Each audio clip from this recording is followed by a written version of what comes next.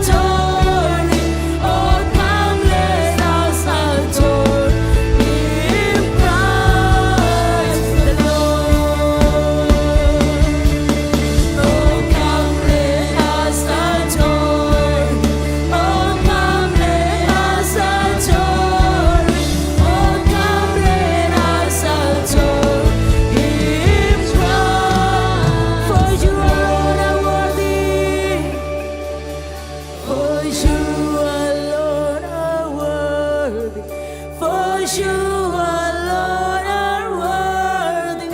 for you alone are worthy. Christ the Lord. Oh, come let us adore. Oh, come let us adore.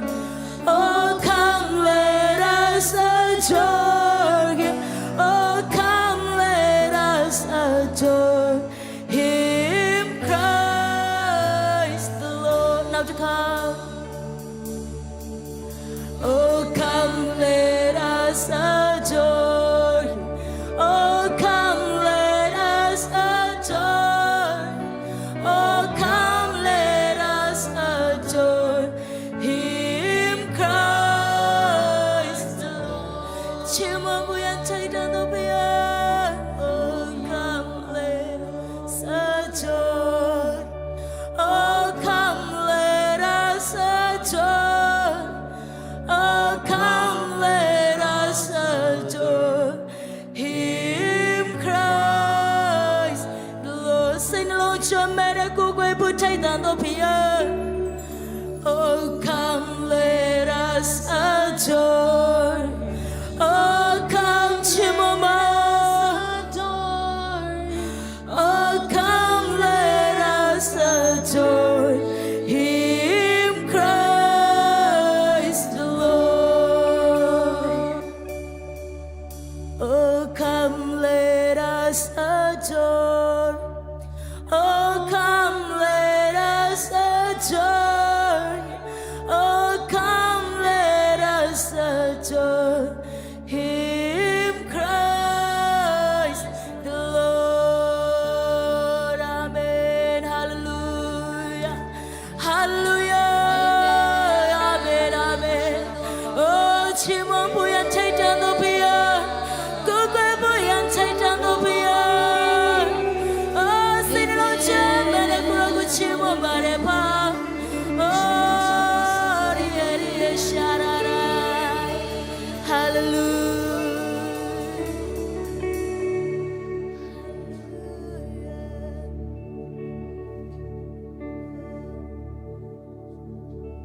Yours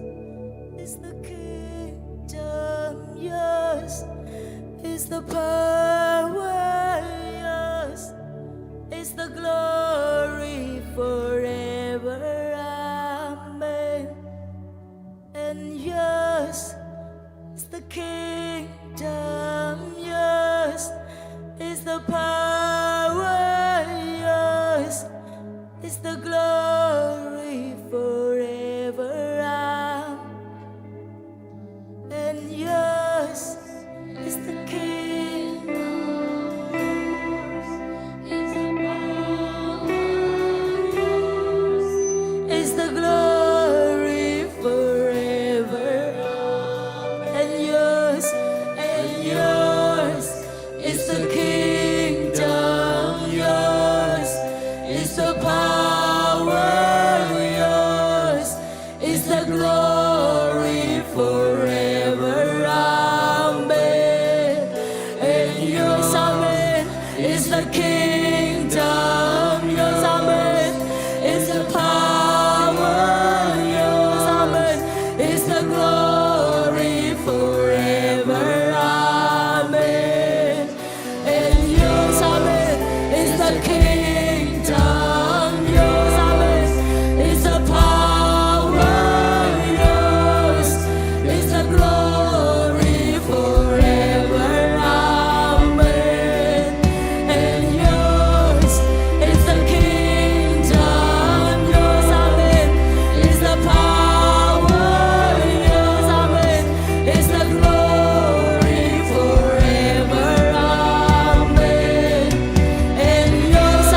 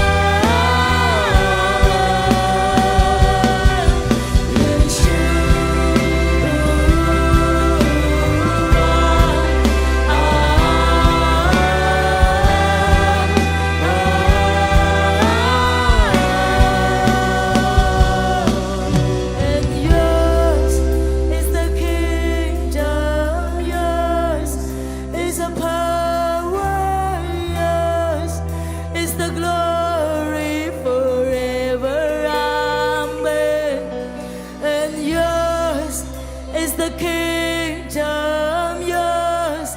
is the power yours, is the glory forever. Amen. And yours is the kingdom, yours is the power, yours is the glory forever. Amen. And yours is the kingdom, yours is the power, yours is the glory forever. Amen. Yeshua.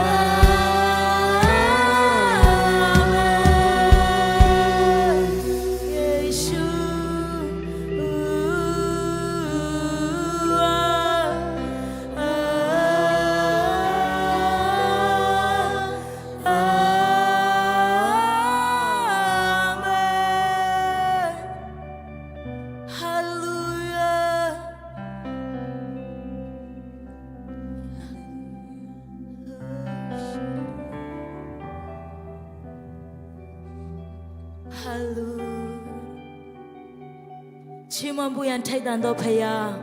Yeshu the body that fit. Amen. Hallelujah. Oh, Chimon Chingong Pio Chalong Song Guru be a barrier pa. Hallelujah. Hallelujah. Hallelujah. Hallelujah. Guru Kamya Chino to Guru Jesus Dine. Near Sinai Quaka Masa Pido Cham Guru Jesus Dine. Dignity ma piele chimon kwen oh kura pitna ro mudo jam kura ye chizu ro ku chimon bare pha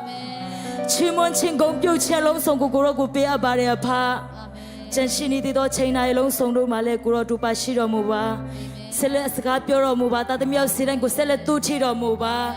along song ku kura le cha anan ne kha ma takhin Yesu nama ko mi pyo le su taw sek ka anan ba pha pya takhin amen.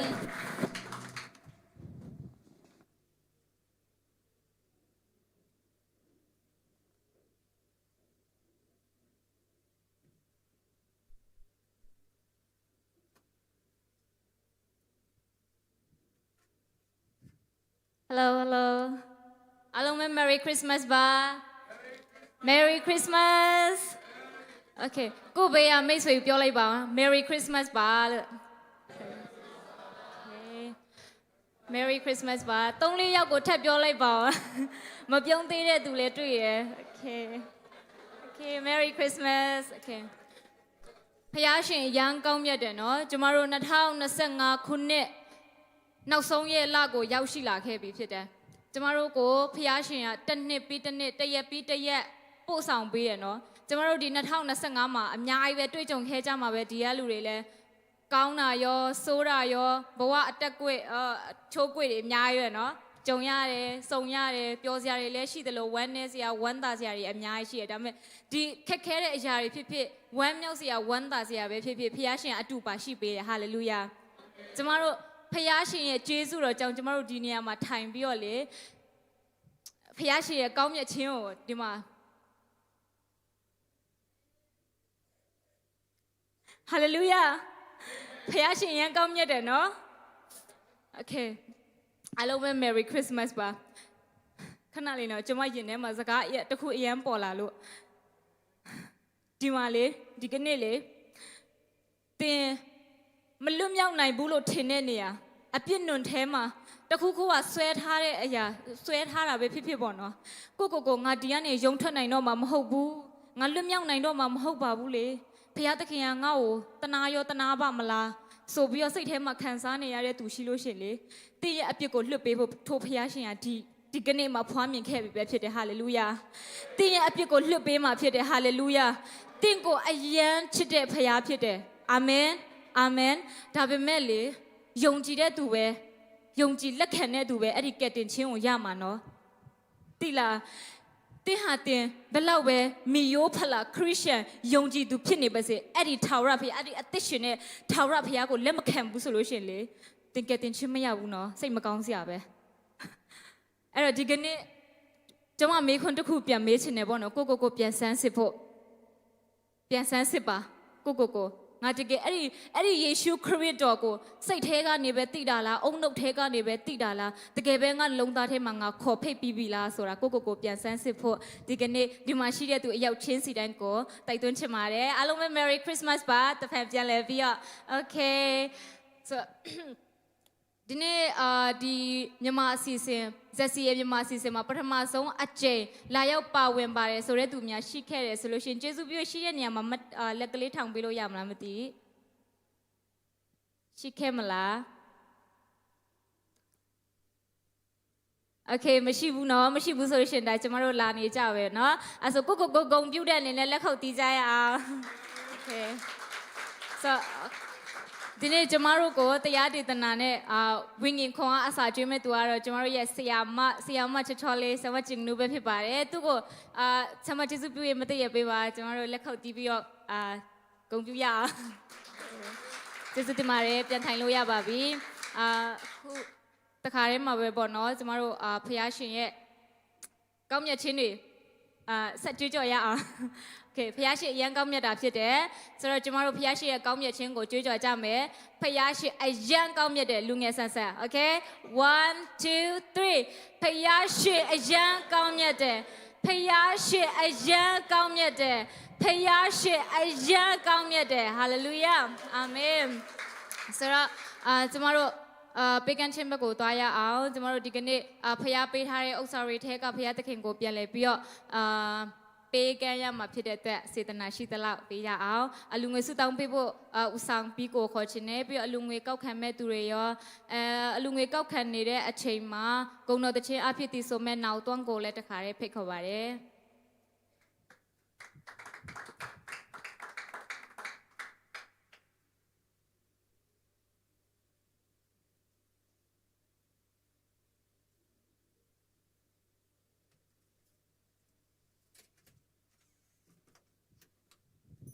လူငွေတို့ဆွတောင်းကြရအောင်ကောင်းမြတ်ဆုံးလင်းတော်မူသောဖဖရာကိုတော်ကိုချီးယူတင်တယ်တာသမီတော်ကိုကျမ်းမာခြင်းနဲ့ပြရတော်ကိုတော်ကိုချီးယူတင်တယ်တရက်ပေးတရက်ကိုတော်ကျွန်တော်တို့လိုရာကိုင်လာရမှာလဲကိုတော်တို့ပါရှိပြရတော်ကိုတော်ကိုချီးယူတင်တယ်ဒီနေ့ညနေမှာလဲကိုရဲ့နာမတော်ကိုချီးမွမ်းကိုကိုဘချင်းတွေကိုပြင်ဆင်ပြရတော်ကိုတော်ကိုချီးယူတင်တယ်ချီးမွမ်းကိုကိုရှင်လည်းမပါရှိပြရကိုကိုချီးယူတင်တယ်ဒီနေ့ကိုတော်ကိုပြုတ်ကိုချင်းစင်မှာကိုတော်ကျွန်တော်လာတဲ့ချိန်မှာကိုတော့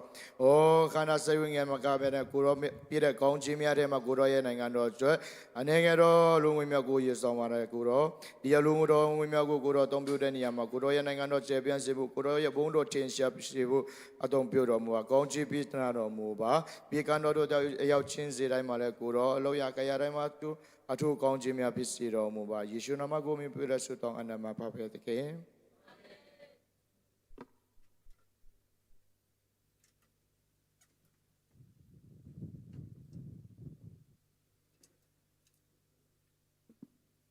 ငါဤတိုးထိန်ရှင်ဆိုတဲ့သချင်းလေးနဲ့ဂုဏ်တော်ချီးမွမ်းချင်ပါတယ်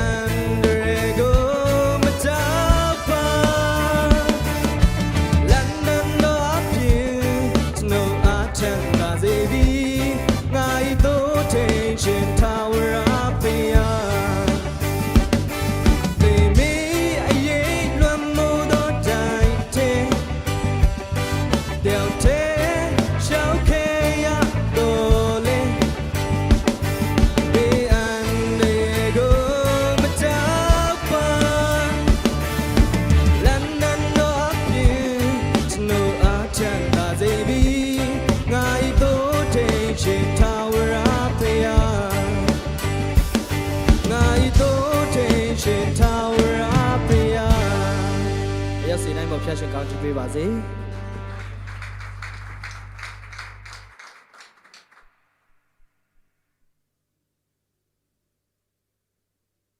အလူငွေထဲဝင်ပါဝင်သွားကြတဲ့သမီးရောက်ချင်းစီတိုင်းရောဂုဏ်တော်တချင်းတီဆိုပေးတဲ့နောက်တွန်းပေါ်မှာရောဖျားရှင်ထတ်တူထက်မြကောင်းချီးပေးပါစေဆက်လက်ပြီးတော့ကျမတို့ဂုဏ်တော်တချင်းနားထောင်ဖို့ဆရာမနူးစီကနေပြီးတော့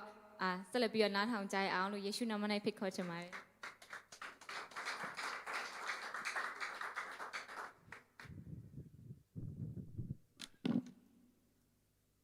ဟာလေလုယာလောကဧည့်သည်တို့ဆိုရတဲ့ချင်းလေးနဲ့ဂုဏ်တော်ချီးမွမ်းချင်ပါတယ်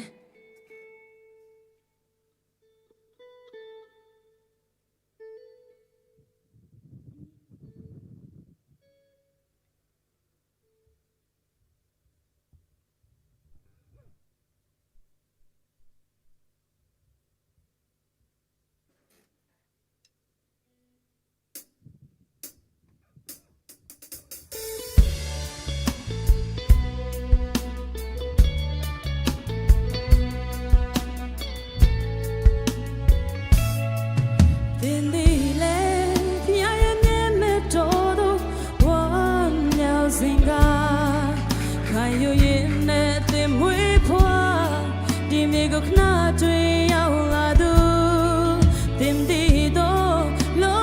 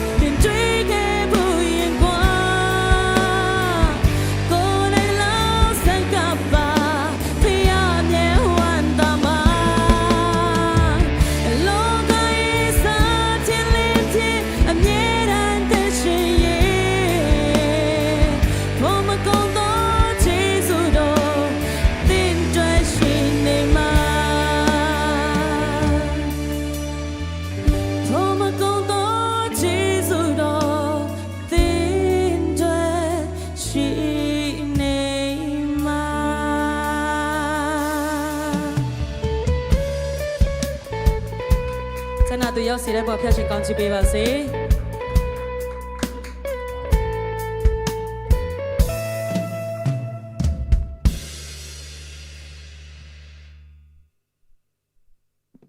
အာမင်တန်ချိုချိုလေးနဲ့ဂုဏ်တော်ချီးမွမ်းပေးသားတဲ့ဥစ္စာမျိုးဖျက်ရှင်တာရွေးဆက်လက်အသုံးပြုပါစေဆိုတော့ကျမတို့ရဲ့ဒီကဘာမြေပေါ်မှာအထူးတာဝန်ဖျက်ရှင်ပေးထားတဲ့အထူးတာဝန်ကဘာလဲသိလားသိတဲ့သူများရှိသလားโอเคဖျားရှင်ရဲ့အေးဝင်ကလေးတည်င်းကိုဟောပြောဖို့ဖြစ်တယ်ဆိုတော့အေးဝင်ကလေးဟောပြောတဲ့အခါမှာလေဟိုဆရာဘယ်လိုပြောမလဲဒီစင်ပေါ်မှာမသိရမှာမဟုတ်ဘူးเนาะကိုဘေးကကိုတငယ်ချင်းဖျားရှင်ဘယ်လိုပြောမလဲယေရှုခရစ်တော်ကိုမသိသေးတဲ့တငယ်ချင်းဖြစ်တငယ်ချင်းတယောက်ရက်ကိုသခင်ယေရှုကတင့်ကိုအယမ်းချစ်တယ်နော်လို့ပြောလိုက်တာလေဒါဖျားရှင်ရဲ့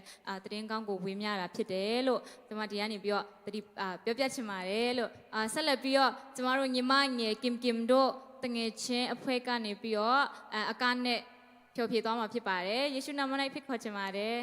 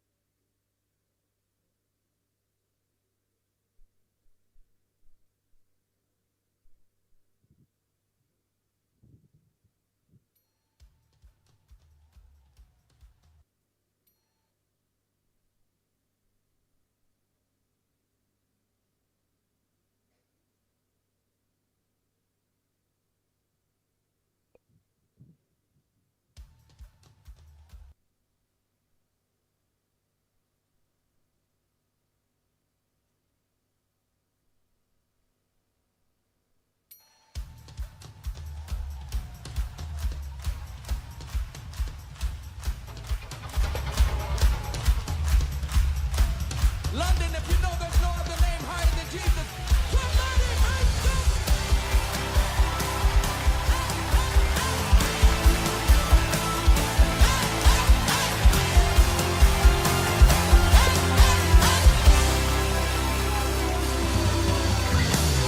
Oh Lord, you are so good to me. I'll tell it everywhere I go. What you've done for me, what you've done for me. Oh Lord, you are so good to me. I tell it everywhere I go. What you've done for me, what you've done for me. Say, oh, here we go.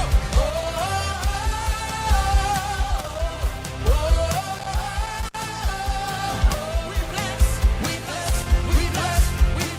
the name of Jesus.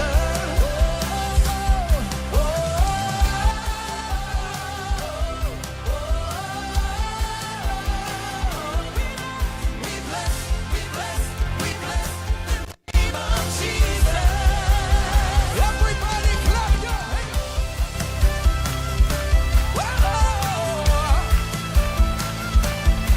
It's an honor to bless you, Jesus. Let's testify. You poured your spirit.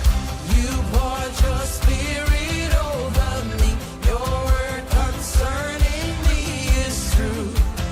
You're the answer to my prayer. Oh, you poured your spirit over me. Your word concerning me is true. You're the answer to my prayer. Here we go. Come on.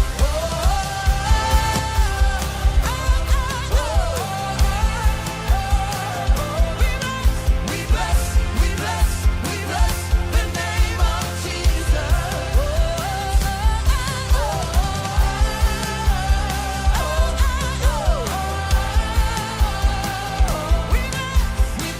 the name of Jesus. We bless the name of Jesus. Listen now. Hey. We sing and shout it. We sing and shout it. We sing and shout it. You are good.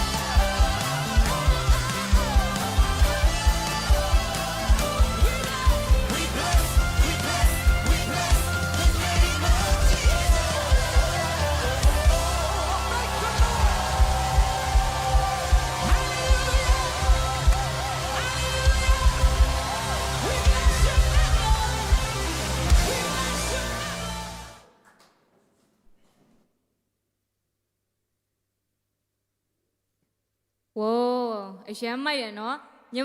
မမောင်လေးငယ်တို့ကလာကြည့်ပြလေကျမလည်းကချင်တယ်ဒါပေမဲ့ကျမကမကတတ်ဘူးညီမငယ်လေးဆိုရင်ငယ်ညောင်းနဲ့ကတော့ဖះရှင်ပေးထားတဲ့ talent တွေကိုဖះရှင်ရဲ့ဖះရှင်ကိုပြလဲချီးမွမ်းတဲ့နေရာမှာအသုံးပြုတာအရန်ကောင်းတယ်ဖះရှင်တာရဲဆက်လက်ပြီးအသုံးပြုပါစေဆိုတော့ကျမတို့ဒီကနေ့အစီအစဉ်ပြီးသွားတဲ့အခါမှာအပေါ်မှာအခုမန္တလေးမုတ်ကျော်ပဲမုတ်ကျော်ကြော်နေတာဖြစ်တယ်ပေါ့နော်ဆိုတော့ကျမတို့အစီအစဉ်ပြီးသွားရင်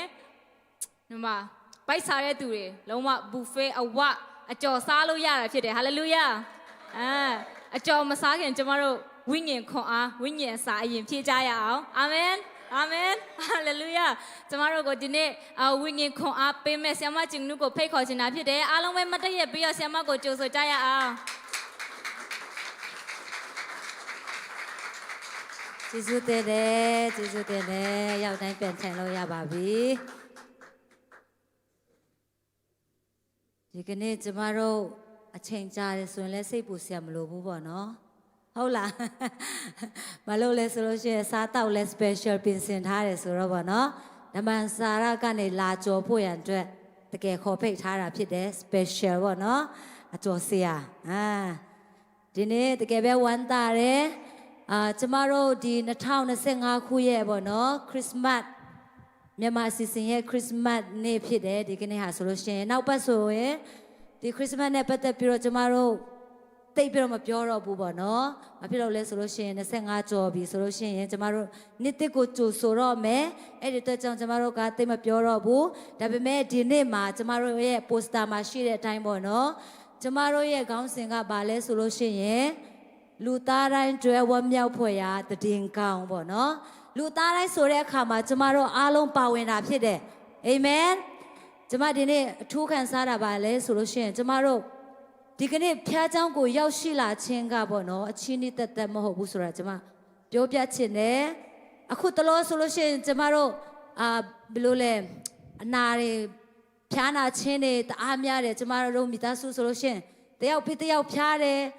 ဖျားเจ้าသွားဖို့ဆူတောင်းသွားဖို့အရင်တော့ဆိုလို့ရှိရင်ပေါ့နော်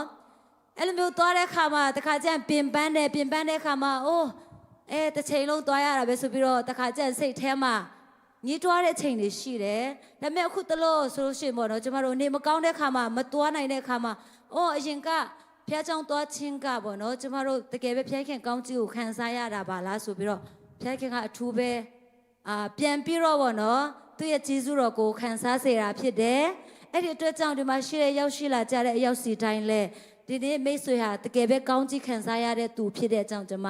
အထူးပဲပြောပြချင်ပါတယ်ပြီးတော့ဒီမှာရောက်ရှိလာကြတဲ့အရောက်စီတိုင်းရဲ့အထဲမှာပေါ့နော်ပုပစ်ပေါ်မှာတာဝန်ရှိုံနဲ့ရောက်ရှိလာတဲ့သူလည်းရှိကောင်းရှိနိုင်တယ်ဒါမှမဟုတ်ပုပစ်ပေါ်မှာတာဝန်မရှိဘဲနဲ့ပေါ့နော်ချီးမွမ်းကိုးကွယ်ဖို့ရန်ပဲ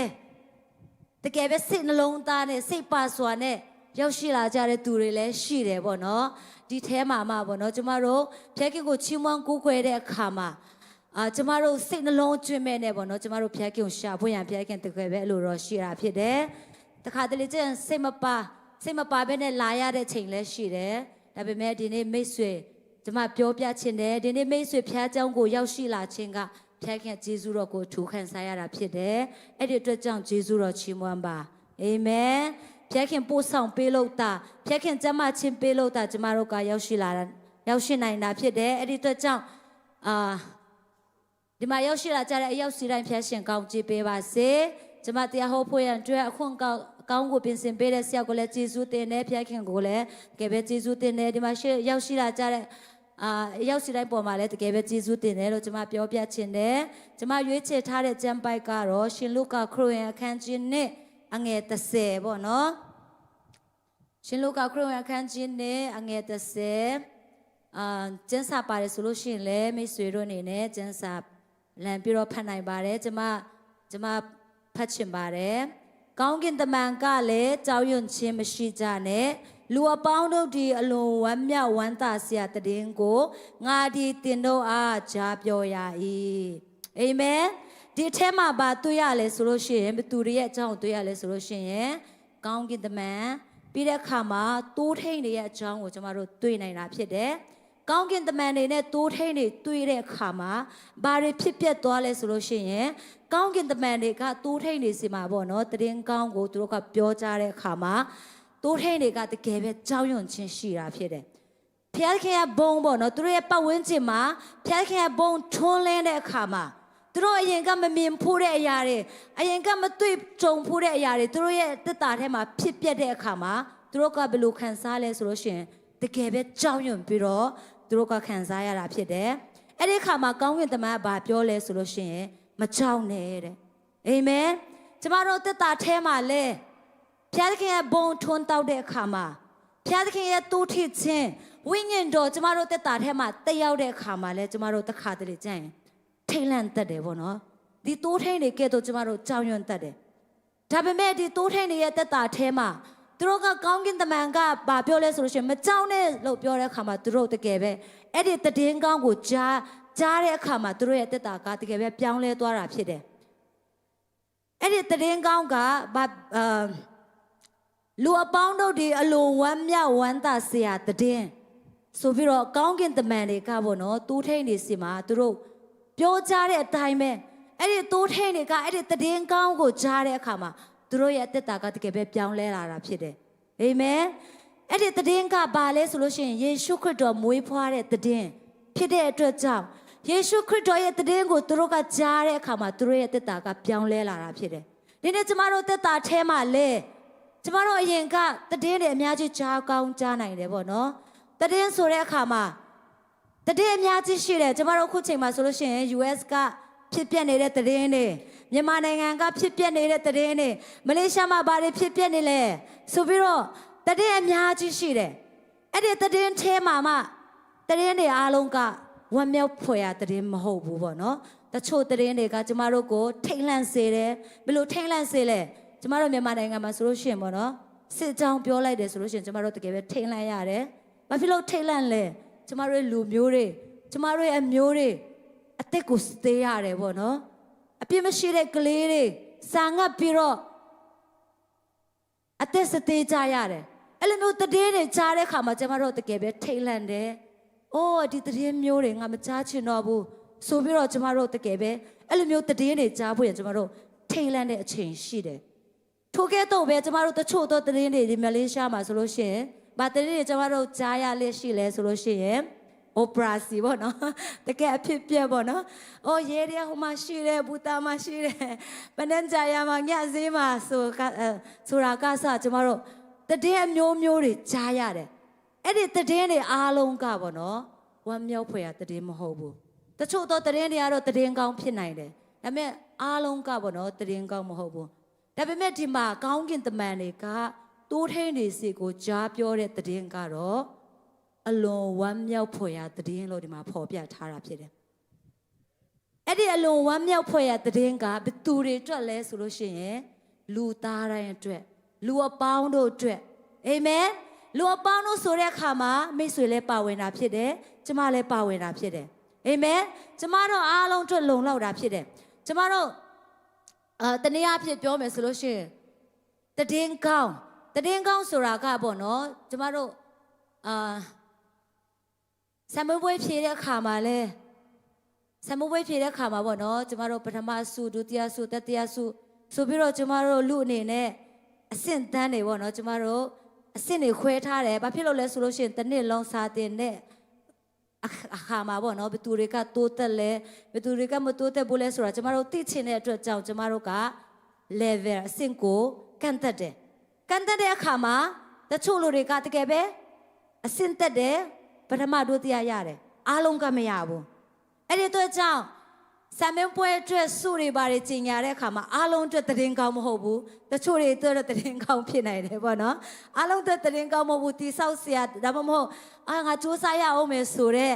အတိစိတ်ပေါ့နော်ဝင်စေတယ်ဒါပေမဲ့ဒီမှာပြောကြတဲ့တည်င်းကောင်းကကျမတို့အားလုံးအတွက်အသုံးဝင်တာဖြစ်တယ်အာမင်တင်အတွက်လည်းအသုံးဝင်တယ်ကျမအတွက်လည်းအသုံးဝင်တာဖြစ်တယ်ဒီတည်င်းကောင်းကိုဘယ်သူတွေကကြားရလဲဆိုလို့ရှိရင်တိုးထိန်တွေကကြားရတာဖြစ်တယ်တိုးထိန်တွေဆိုတာကသူတို့ရဲ့တက်တာအဲမှာကျမတို့ရဲ့တက်တာနဲ့တစ်ခါတလေကျရင်အရန်တူတာဖြစ်တယ်ကျမတို့တက်တာဆိုလို့ရှိရင်ပေါ့နော်ကျမတို့ရဲ့မိဘတွေတ သူတို့ကတောင်ရခုတ်ကြတယ်တကယ်ပဲလှုပ်ကြိုးစားတယ်ပေါ့နော်ဒီတိုးထိန်တွေကလည်းတကယ်ပဲရိုးရိုးသားသားအသက်ရှင်နေဆိုတဲ့အရာကိုကျမတို့တွေ့ရတယ်တိုးထိန်တွေကသူတို့ဖျက်ခင်ပေးတဲ့တာဝန်တကယ်ပဲတစ္ဆာရှိတယ်တစ္ဆာမရှိဘူးဆိုလို့ရှိရင်ဒီမှာဒီကျန်းစာထဲမှာပေါ်ပြစရာအကြောင်းမရှိဘူးပေါ့နော်ဒီတိုးထိန်တွေကမိတ်ဆွေဖတ်ချင်တယ်ဆိုလို့ရှိရင်ပေါ့နော်ရှင်လုကာအခန်းကြီး1မှာအကုန်လုံးတွေ့နိုင်တယ်ဒီအရာကိုကူကားပြီးတော့ကျွန်မပြောတာဖြစ်တယ်ဒီအထဲမှာဆိုလို့ရှိရင်ဒီတိုးထိန်တွေကတဲ့ညအခါတော့ရ၌တေခိုးတယ်တဲ့တေခိုးတယ်ဆိုတာကညအိတ်တယ်ကျမတို့တောင်ရခုတ်တဲ့သူတွေသိတယ်ပေါ့နော်ကျမတို့တောင်ရခုတ်ရင်းနဲ့တချို့လူတွေကမောင်သွားတဲ့အခါမှာအိမ်ပြန်ဖို့ခက်ခဲတဲ့အခါမှာအဲ့ဒီယာမှာပဲပေါ့နော်အိတ်တယ်အဲ့လိုမျိုးထိုကဲ့တော့ပဲပေါ့နော်ဒီတိုးထိန်တွေကလည်းတိုးရက်မှာတေခိုးတယ်ပြီးတဲ့အခါမှာတေခိုးရုံတင်မကဘူးသူတို့ကဘယ်လိုမျိုးအလုံးကြလဲဆိုလို့ရှိရင်မိမိတိုးစုကိုစောင့်နေကြတယ်ဖြစ်၍ဆိုပြီးတော့ဖော်ပြထားတာဖြစ်တယ်သူတို့ထိန်ထားတဲ့တိုးတွေကိုတေးချက်စောက်ရှောက်တယ်တေးချက်စောက်မတယ်ပေါ့နော်သူတို့ပိုက်စာတွေဆိုလို့ရှိရင်စားတောက်ပေးတယ်ရေပေးတယ်အဲ့ဒီအစားပေါ့နော်သူတို့အလုပ်မှာလည်းအသစ္စာရှိတယ်ဆိုတဲ့အရာကိုတွေ့ရတယ်ပြီးတဲ့အခါမှာဒီတိုးထိန်တွေကပေါ့နော်သူတို့အနေနဲ့တည်င်းတစ်ခုဖြစ်ပြတယ်ဆိုလို့ရှိရင်သူတို့ကြားဖို့ရအရန်ခက်ခဲတယ်။ဘာဖြစ်လို့လဲဆိုတော့မြို့နဲ့တောကအရန်အလန်းဝေးတဲ့ခါမှာကျမတို့အခုခက်ခဲတော့ပေါ့နော်တယ်လီဖုန်းဆိုတာမရှိဘူးအဲ့ဒီခါမှာသူတို့ကတည်င်းတစ်ခုဖြစ်ပြတယ်ဆိုလို့ရှိရင်သူတို့ကြားဖို့ရအရန်ခက်ခဲတယ်။ဒါပေမဲ့ဘုရားသခင်ကသူဖန်ဆင်းထားတဲ့သူတွေကိုသူကတည်တယ်ကျမတို့ကိုးကွယ်တဲ့ဘုရားသခင်ကနေရာတိုင်းမှာရှိတဲ့ဘုရားဖြစ်တယ်။အရာခသိန်းကိုတည်တဲ့ဘုရားဖြစ်တယ်ဆိုတကယ်တော့ပေါ့နော်ဘုရားခင်ကတိုးထိန်တွေရှိတဲ့နေရာကိုလည်းဘုရားခင်အဲ့ဒီတည်င်းကောင်းကိုကြားပြောစေတာဖြစ်တယ်။အာမင်။ဤအရာကိုကြည့်ခြင်းအဖြစ်ဒီနေ့မိတ်ဆွေရဲ့တက်တာထဲမှာလဲဘလောက်ပဲမိတ်ဆွေတက်တာထဲမှာလူတွေနဲ့နိုင်ရှင်တဲ့အခါမှာဘလောက်ပဲနှိမ်ကြတဲ့နေရာမှာရှိနေပလေစေဒီနေ့မိတ်ဆွေကိုဘုရားခင်တတိယတာဖြစ်တယ်။အာမင်။ကျမတို့အနေနဲ့ငါတက်လုံး refugee နေရမှာလားတခါကျရင်ကျမလည်းစဉ်းစားတယ်မလေးရှားမှာအရန်ကြားတဲ့ခါမှာပေါ့နော်ငါအိုတော့မှာပဲငါအရန်ကြားတယ်ပြီဆိုပြီးတော့တခါတလေကျရင်ဘယ်သူမှသတိမရတော့ဘူးဆိုပြီးတော့ကျမတို့တိမ်ငယ်တဲ့အချိန်တွေရှိတယ်ပေါ့နော်အဲ့လိုမျိုးရှိတဲ့ခါမှာတကယ်ပဲစိတ်ပြက်တယ်ဒါပေမဲ့ဘုရားသခင်ကပေါ့နော်ကျမတို့ကိုတတိရတယ်ဆိုတဲ့အရာကိုကျမဆင်ခြင်နှလုံးသွင်းတဲ့ခါမှာကိုရောဂျေဇုတင်တယ်ဆိုပြီးတော့ဂျေဇုတင်တဲ့နှလုံးသားကိုဘုရားကကျမကိုပေးတာဖြစ်တယ်အာမင်ဒီမှာရှိတဲ့ညီကိုရောက်စီတိုင်းလဲမိတ်ဆွေရှိတဲ့နေရာမှာမိတ်ဆွေအလုပ်လုပ်တဲ့နေရာမှာဒီနေ့ဘုရားခင်ကမိတ်ဆွေကိုတတိယတဲ့ဘုရားခင်ဖြစ်တယ်မိတ်ဆွေရဲ့အခြေအနေကိုတည်တဲ့နဲ့မိတ်ဆွေကိုအမြဲတမ်းစောင့်ရှောက်တဲ့ဘုရားခင်ဖြစ်တယ်ဆိုတဲ့အရာကိုကျမပြောချင်ပါတယ်အာမင်ဘုရားခင်ကဘုံသူတို့ထဲမှာတောက်ပတဲ့အခါမှာသူရဲ့တက်တာပြောင်းလဲသွားတယ်သူတို့ရဲ့တက်တာကဘာလဲတိုးထိန်တယ်တိုးတွေအတွက်အလုံးလုံးတယ်ဒါပေမဲ့အဲ့ဒီတည်င်းကောင်းကိုသူတို့ကြားတဲ့အခါမှာသူတို့ရဲ့တက်တာဘယ်လိုပြောင်းလဲသွားလဲဆိုလို့ရှိရင်သူတို့ရဲ့တက်တာကိုပြင်ဆင်ပြီးတော့ထိုခရစ်တော်ကိုထိုတငယ်တော်ကိုပေါ့နော်ဒီမှာတိုးထိန်နေကျမတို့တကယ်ပဲတွေ့နိုင်တယ်ဒီမှာတချို့လေတိုးထိန်ဆိုတာဘယ်သူလဲမသိသေးတဲ့သူတွေဒီမှာတိုးထိန်ဆိုတာပေါ့ဒီမှာတကယ်ပဲပေါ်ပြထားတာဖြစ်တယ်လူငယ်တွေကတရုပ်ပေါ်ပေးထားတာဖြစ်တယ်ဒီမှာတိုးထိန်တွေကယေရှုခရစ်ကိုဖွားမြင်တဲ့အခါမှာသူတို့ရဲ့တက်တာပြောင်းလဲသွားတယ်ဘယ်လိုပြောင်းလဲသွားလဲအရင်ကတိုးထိန်ပဲတိုးတွေနဲ့ပဲအချိန်ယူတဲ့သူတွေခရစ်တော်နဲ့တွေ့တဲ့အခါမှာဘယ်လိုပြောင်းလဲသွားလဲဆိုလို့ရှိရင်ခရစ်တော်ရဲ့တည်င်းကောင်းကိုသူတို့ကကြားပြောတာဖြစ်တယ်အာမင်အရင်ကတိမ်ငယ်တယ်ငါတိုးထိန်တယောက်ပဲငါဘာမှမလုပ်နိုင်ဘူးငါတိုးသားတယောက်ပဲစဉ်းစားကောင်းစဉ်းစားမယ်ဒါပေမဲ့ခရစ်တော်နဲ့တွေ့တဲ့အခါမှာဒီတည်င်းစကားကိုငါမပြောလို့မဖြစ်ဘူးဒီတည်င်းစကားကိုငါပြောမယ်လူတွေအားလုံးအတွက်တည်င်းကောင်းမယ်ဆိုပြီးတော့သူတို့တည်တဲ့အခါမှာသူတို့ရဲ့တက်တာကတကယ်ပဲပြောင်းလဲသွားတာဖြစ်တယ်ခုနကနေမငယ်ဝိုင်းကင်ပြောသလိုပဲပေါ့နော်ကျမတို့ပုတ်ပစ်ပေါ်မှာပဲကျမတို့ခရစ်တော်ရဲ့အကြောင်းကိုကျမတို့ပြောနိုင်တာမဟုတ်ဘူးကျမတို့အလုပ်ထဲမှာလဲJesus love you ဆိုပြီးတော့ကျမတို့တငယ်ချင်းတွေကိုပေါ့နော်အင်္ဂလိပ်စကားမတတ်တော့မှအဲ့ဒီတလုံးကိုတတ်ကြည့်အရင်ပဲတရုတ်တွေကပေါ့နော်အရင်ပဲအားကြမှာဖြစ်တယ်ကိုရဲ့ boss တွေကyou very good English ဆိုပြီးတော့ပြောမှာဖြစ်တယ်အာမင်ထို့တဲ့ကြောင့်ကျမတို့အဲ့ဒီတည်င်းစကားကိုတိုးထိန်များကဲ့သို့အာမင်ကျမတို့ပြောဖို့ရန်ကျမတို့ဝင်တာရှိတာဖြစ်တယ်အာမင် ကျမတို့တက်တာထဲမှာလဲခရစ်တော်နဲ့တွေ့ထိပြီးပြီလားကျမတို့ဆင်ခြင်ရအောင်ခရစ်တော်နဲ့တွေ့ပြီးတဲ့သူတွေကပေါ့နော်တကယ်ပဲပြောချင်တဲ့ဆန္ဒရှိတာဖြစ်တယ်တချို့လူတွေက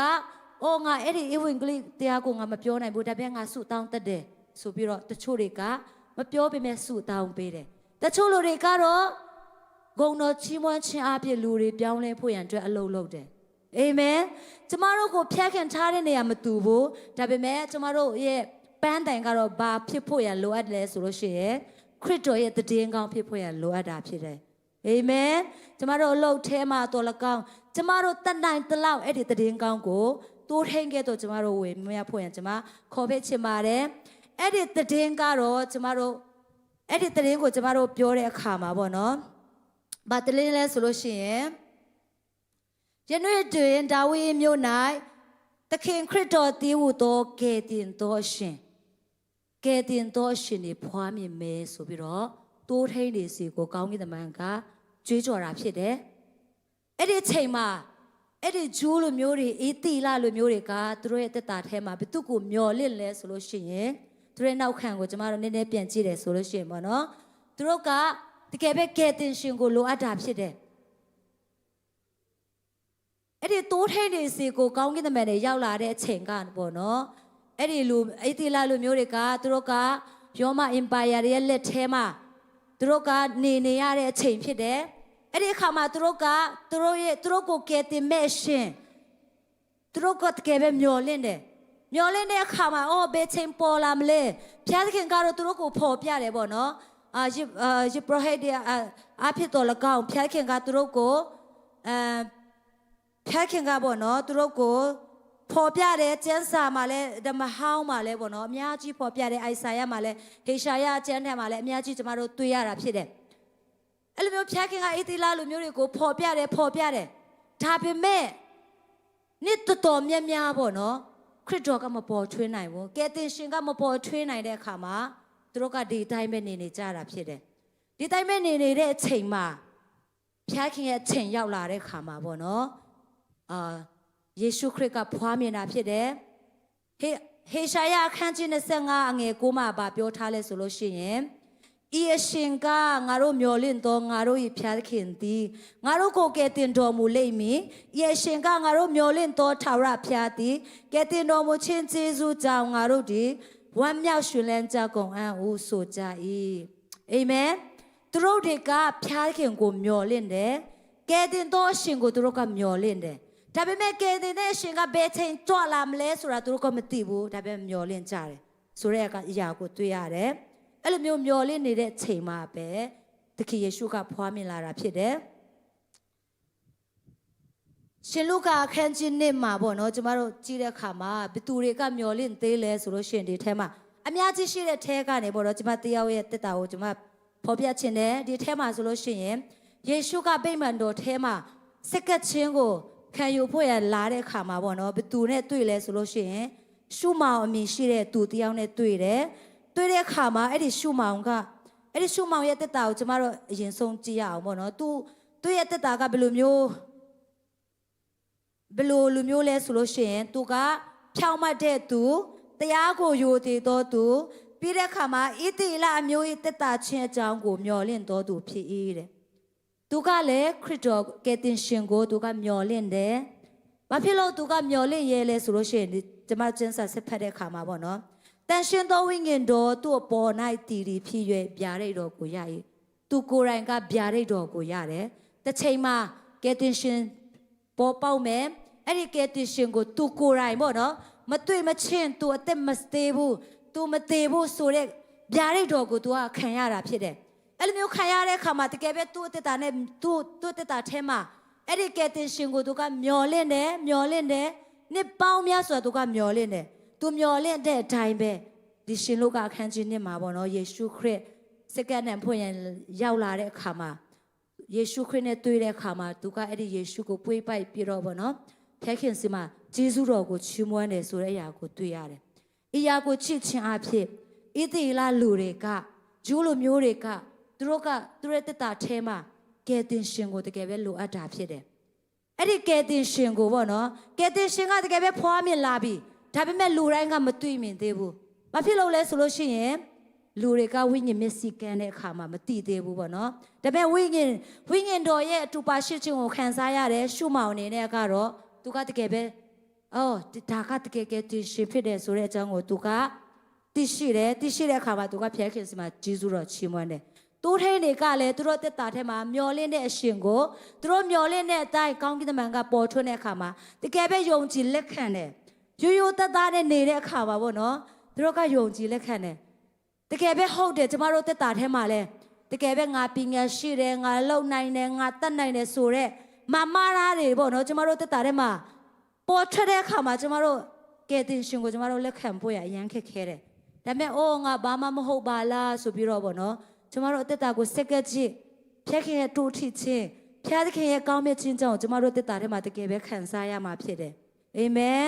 ထို့အတွက်ကြောင့်ဣတိလလူတွေကကယ်တင်ရှင်ကိုမျှော်လင့်တဲ့ကဲ့သို့ကျမတို့အသက်တာထဲမှာလဲထိုကယ်တင်ရှင်ကတကယ်ပဲမွေးဖွားလာပြီဖြစ်တယ်အဲ့ဒီအတွက်ကြောင့်ထိုကယ်တင်ရှင်ကိုကျမတို့နေရာပေးဖို့ရန်ဒီနေ့ကျမခွန်အားပေးတိုက်တွန်းချင်ပါတယ်အာမင်ကျမတို့နေရာပေးဖို့ရန်ဖျားခင်ကျမတို့ကိုတကယ်ပဲအလိုတော်ရှိတာဖြစ်တယ်အဲ့ဒီကယ်တင်ရှင်ကကျမတို့တက်တာထဲမှာဘာတွေတက်ဆွဲနိုင်လဲကျမတို့ကြည့်ရအောင်ကျမဒီနေ့ပြင်ဆင်ထားတဲ့နှုတ်ကပတ်တော်ကပေါ့နော်ဒီမှာမယုံကြည်သူတွေတကယ်ချင်းလာရောက်ခဲ့တယ်ရှိတော်ဆိုပြီးတော့ကျမကယ်တင်ခြင်းအကြောင်းအများကြီးပြင်ဆင်ထားတယ်ပေါ့နော်ဒါပေမဲ့အားလုံးကလူသိမရှိဘူးဘောနော်အဲ့ဒီကြောင့်လဲကျေးဇူးတော်ချီးမွမ်းတယ်နောက်ခါများမှလည်းတငယ်ချင်းတွေခေါ်လာရအောင်ဘောနော်မယုံကြည်သေးတဲ့တငယ်ချင်းတွေဒီနေ့လူသစ်လာတယ်ဆိုလို့ရှိရင်ဆိုပြီးကျမတို့လက်ဆောင်လဲပြင်ဆင်ထားတာဖြစ်တယ်ဒါပေမဲ့လူသစ်မရှိဘူးဆိုတဲ့ကြောင့်လက်ဆောင်လဲမဝေတော့ဘူးဘောနော်ကျမတို့ကယ်တင်ရှင်အဲ့ဒီတိုးထိန်ဒီစီကိုကောင်းကင်တမန်ပြောတဲ့ကယ်တင်ရှင်ကဘာတွေသက်ဆွမ်းနိုင်လဲကျမတို့ကြည့်ရအောင်အာမင်ခုနသရှင်ဆိုတဲ့အတိုင်းပဲပေါ့နော်အပြစ်ကနေလွတ်မြောက်ဖို့ရန်သူကသက်ဆွမ်းနိုင်တာဖြစ်တယ်အာမင်ကျမတို့အပြစ်ဆိုတဲ့အခါမှာကျမတို့ပြောမယ်အိုးငါဘာမှမလုပ်ပါလားဖျားခင်နဲ့လည်းငါမတွေ့ဘူးပဲနဲ့ဘလို့မလို့ငါအပြစ်လုပ်လဲဆိုပြီးတော့တချို့လူတွေကစဉ်းစားကောင်းစဉ်းစားနိုင်တယ်ပေါ့နော်ဒီအပြစ်ဆိုတဲ့အခါမှာကျမတို့ဘိုးဘေးကနေဆင်းသက်တဲ့အာဒမ်ကနေပေါ့နော်ဆင်းသက်တဲ့အပြစ်ကိုဖော်ပြထားတာဖြစ်တယ်နားမထောင်ခြင်းအကျိုးဆက်ကနေကျမတို့ခံစားရတဲ့အပြစ်ပေါ့နော်ကျမတို့မလုပ်ပင်မဲ့ကျမတို့စိတ်ခံသွားတယ်ဆိုလို့ရှိရင်တချို့လူတွေကလေးဘက်နာကဆာစီချိုတွေးချိုယောဂရှိတယ်ဆိုလို့ရှိရင်ဆရာဝန်တွေကဘယ်လိုမေးလဲဆိုလို့ရှိရင်အိုးနင်းရဲ့အဖိုးမရှိလားနင်းရဲ့အဖေမှာအဲ့ဒီယောဂရှိလားနင်းရဲ့အဖိုးမှာရောအဲ့ဒီယောဂရှိလားဆိုပြီးသူတို့ကမေးတတ်တယ်ပေါ့နော်ဘာဖြစ်လို့လဲဆိုလို့ရှိရင်ကျမတို့ရဲ့အသွေးထဲမှာပေါ့နော်အဲ့ဒီယောဂတွေကစင်သက်လာနိုင်တာစင်သက်လာနိုင်တဲ့အတွက်ကြောင့်အဲ့လိုမျိုးဆရာဝန်တွေကမေးတယ်ထိုနည်း၎င်းပဲဒီမှာဖော်ပြထားတဲ့အပြစ်ကပေါ့နော်ကျမတို့မပြုတ်လို့ပင်မဲ့ဖျားခင်ရဲ့စိတ်ထဲမှာဖျားခင်ရဲ့ဘယ်လိုပြောမလဲဖျားခင်အပြစ်တင်ခြင်းနဲ့ကျမတို့ကမလွတ်တဲ့အတွက်ကြောင့်အဲ့ဒီအပြစ်ကိုဖြေလို့ဖွင့်ရင်ကျမတို့ကတကယ်ပဲလိုအပ်တာဖြစ်တယ်အာမင်အေးအရာကိုကျမတို့နားလည်ဖွင့်ရလိုအပ်တာဖြစ်တယ်ကျမနဲ့မဆိုင်ပါဘူးဆိုပြီးတော့ကျမတို့ကဒီတိုင်းပစ်ထားလို့မရဘူးအဲ့ဒီအပြစ်ကကျမတို့ကိုဖျားခင်နဲ့ဝေးကွာစေတဲ့အပြစ်ဖြစ်တာဖြစ်တယ်အဲ့လိုမျိုးအပြစ်ဖျားခင်ကဝေးကွာစေတဲ့အတွက်ကြောင့်ကျမတို့ကိုဖျားခင်ကကျမတို့ဝေးကွာလေဘသူကကျမတို့ရဲ့တက်တာကိုအုပ်ဆိုးလဲဆိုလို့ရှိရင်စာတန်ကအုပ်ဆိုးတာဖြစ်တယ်ဘောနော်ကျမတို့တက်တာထဲမှာဝိညာဉ်တော်ဒါမှမဟုတ်ဖျားခင်မအုပ်ဆိုးဘူးဆိုလို့ရှိရင်စာတန်ကနေရာရတာဖြစ်တယ်မိတ်ဆွေမယုံဘူးဆိုလို့ရှိရင်ပေါ့နော်စုလည်းမတောင်းနဲ့ကျန်းစာလည်းမဖတ်နဲ့ဒီတိုင်းပဲနေအဲ့ဆိုလို့ရှိရင်မိတ်ဆွေရဲ့တက်တာထဲမှာအိုးဖျက်ခင်ဆိုတာတကယ်ရှိလားအိုးတကယ်ပဲငါဖျက်ကြောင်းသွားတယ်လေဖျက်ကြောင်းတော့ဖို့လည်းမလိုတော့ဘူးဆိုပြီးတော့အပြစ်တရားကမိတ်ဆွေကိုတဆင့်ပြတဆင့်သွေးဆောင်လာမှာဖြစ်တယ်ဒါပေမဲ့မိတ်ဆွေရဲ့တက်တာထဲမှာဝိညာဉ်တော်ကိုနေရာပေးလဲအိုးငါကဝိညာဉ်တော်ဖျက်ခင်ဗိမ္မာန်တော်ဖြစ်တယ်ဝိညာဉ်တော်ကေဝိမဲ့ဖျက်ခင်ဗိမ္မာန်တော်ဖြစ်တယ်ဆိုပြီးတော့နှုတ်ပတ်တော်ကိုနေရာပေးပြီးတော့ဆုတောင်းပြီးတော့မိတ်ဆွေရဲ့တက်တာကိုတည်ဆောက်မယ်ဆိုလို့ရှိရင်ထိုခရစ်တော်ကနေရာယူပြီးတော့မိတ်ဆွေရဲ့တက်တာကိုဥဆောင်မှာဖြစ်တယ်ဖျက်ခင်ကမိတ်ဆွေကိုအုပ်ဆိုးမှာဖြစ်တယ်ဒီမှာလဲလူတွေရဲ့တက်တာထဲမှာဒီအပြစ်ကြောင့်ဖျက်ခင်နဲ့ဝေးကွာတယ်တဲ့ဖျက်ခင်နဲ့ဆက်သွယ်မရတော့ဘူးအဲ့ဒီအတွက်ကြောင့်ဖျက်ခင်ကကျမတို့ကိုပြန်လဲပြီးတော့အဆက်သွယ်ရစေရန် ဖျားခင်ကျမတို့ကိုပြန်လဲပြီးတော့တည်ဆောက်ရန်ယေရှုခရစ်ကိုကျမတို့ကိုကယ်တင်ဖွင့်ဆေလွတ်တာဖြစ်တယ်။ဤယာနဲ့ပေါ့နော်ကျမဒီနေ့ကျမစိတ်ထဲမှာထူးထူးခံစားတာကကျမဒီနေ့ကျမကလေး2ယောက်ပေါ့နော်ကျမဖျားကြောင်းလဲတွားချင်တယ်ဆိုတဲ့အခါမှာကျမအမေ off day ဆိုတာနဲ့ကျမအမေနဲ့အပ်ထားတာဖြစ်တယ်။ဖြစ်ချင်တော့အမေကဖုန်းပြက်နေတယ်။ဖုန်းပြက်နေတဲ့အခါမှာဆက်သွယ်လို့လုံးဝမရဘူး။အဲ့ဒီအခါမှာကျမသမီးငယ်လေးပေါ့နော်သူကအခုတလို့နေမကောင်းဘူးအခုဆိုရင်3ပတ်လောက်ရှိပြီဝမ်းလျှောတယ်ဒါမှမဟုတ်သူ့ရဲ့ဘယ်လိုလဲအသားရည်တွေပေါ့နော်တခါကျရောင်လာတက်တယ်အဲ့ဒီခါမှာဒီနေ့တစ်နေ့လုံးကျမအဆက်အသွယ်မရတဲ့ခါမှာအရင်ပဲစိတ်ပူတယ်အိုးသူတို့တကယ်ပဲစင်ပြေပါမလားဖုန်းလဲဆက်သွယ်လို့မရဘူးဆိုပြီးတော့ကျမသူတို့မသိပေမဲ့ပေါ့နော်အရင်ပဲစိတ်ပူတာဖြစ်တယ်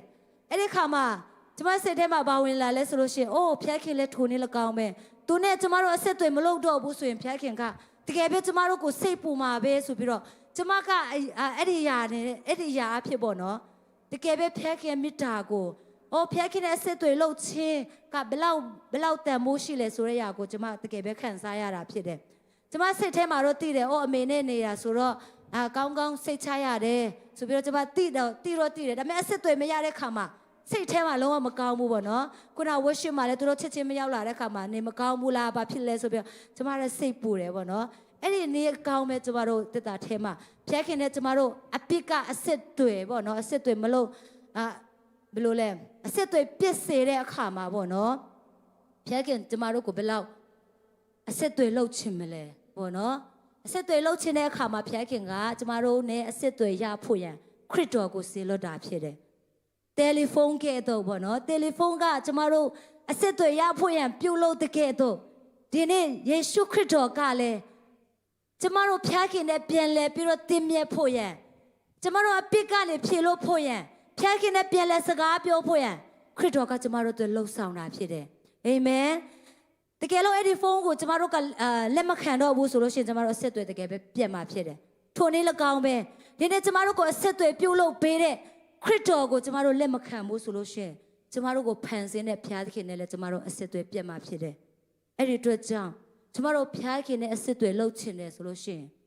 ထိုတယ်လီဖုန်းကဲ့သို့ပဲပေါ့နော်ကျမတို့ယေရှုခရစ်ကိုကျမတို့လက်ခံရအောင်အာမင်ယေရှုခရစ်ကိုကျမတို့ဆွဲခံရအောင်အာမင်